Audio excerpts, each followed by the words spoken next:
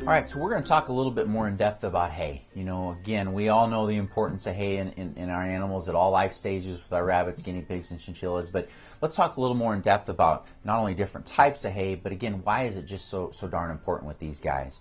The first reality is that, again, when we talk about hay, what we're really talking about feeding our little ones is fiber. That's what we're after with hay.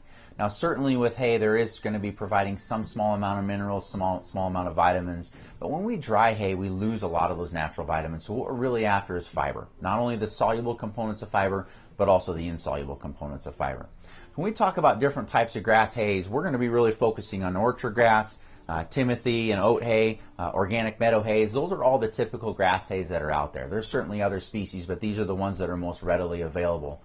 So one of the real take-homes here is let's break each one of these types of hays down nutritionally. Again, the advantage is that when we think about any of our grass hays, we're going to be really recognizing that they're high in fiber, low in protein, and low in calcium. The primary difference between these grass hays isn't at the nutritional level. We've done a lot of analyses to know they're very consistent nutritionally. The difference is more driven by the physical structure and also the taste, the palatability. Well, that's a great thing, honestly, for our small animals, small herbivores.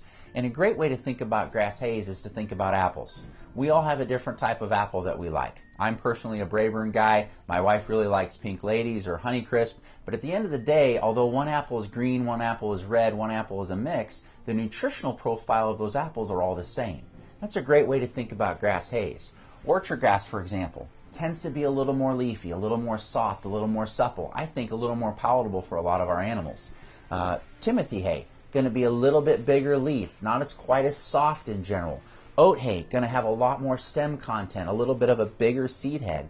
So they look different, they smell different, they taste different, but at the end of the day, from a nutritional standpoint, all of those grass hays are equal. Now, why is that so important? When we think about a rabbit or a guinea pig in their natural wild environment, they're foraging around all day long, ingesting many different types of plant materials. So we want to try to emulate that diversity as much as we can in captivity. So we can do that by feeding different types of grass hays at the same time. One of the best things that I try to get clients to do is to buy orchard grass and timothy or even a botanical hay, mix those all together in a large tote and provide that to your animal. You're feeding the same nutritional profile, but they're getting a little more leaf with orchard grass. They're getting a little bit more stem or a little larger leaf with timothy. So again, a different taste, a different structure, a different physical feel or palatability to the animal, but again, the same nutritional profile. Now, why is that so important? We know at the end of the day, we want hay intake. We want our animals eating hay, and which basically means fiber, all the time. So we want to do everything we can to stimulate that intake. By getting these animals used to different types of hays, therefore different tastes, different textures, we're going to increase the likelihood that they're going to ingest more hay over the period of time. That's the take-home, quantity of hay that the animal is ingesting. Now, we certainly know a lot about our grass hays. Harvest Stacks is another product where, again, it's a timothy hay that's being compressed together. Again, a really good long-stranded source of fiber. We start to get to the outside of that, though, and there are other types of hays. One is alfalfa. Now, alfalfa certainly does provide fiber, but alfalfa is actually not a grass hay. It's a member of the legume family, the sweet pea family, and what that means is that alfalfa is going to be lower in fiber and higher in protein and higher in calcium.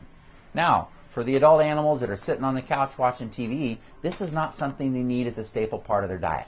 Does it work as a snack or as a treat once in a while? Absolutely. This is a really important part of the diets of a young growing animal, an animal who's growing muscle, who's growing long bones, who needs that calcium and needs that protein as they mature and as they grow up.